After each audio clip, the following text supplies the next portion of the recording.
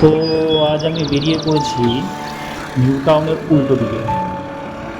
ওই সোজা যে নীল রঙের বিল্ডিংটা দেখা যাচ্ছে বাঁ দিকে নয় ডান দিকে, ওটা হচ্ছে কারিগরি ভবন।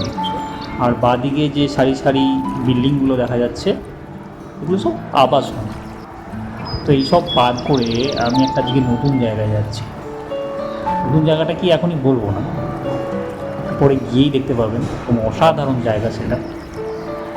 এই পেরোতে পেরোতে ফাঁকা রাস্তা দেখতে পেলাম, এরকম মনে হলো একটা ভিডিও করে ফেললাম। যাই, গিয়ে ভিডিওটা করব, তারপরে তোমাদের সবাইকে দেখাবো।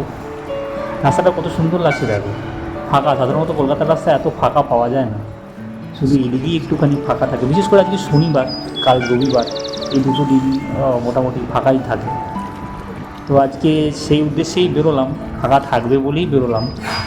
এবং সত্যিই খুব ফাঁকা এবং পরিষ্কার পরিচ্ছন্ন, খুবই ভালো লাগছে এই রাস্তা দিয়ে চালাতে।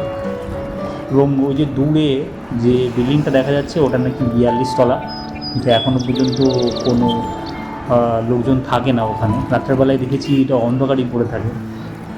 তো যাই হোক, বাকি ভিডিওটা পরে দেখাচ্ছি। এখন চললাম, টাটা।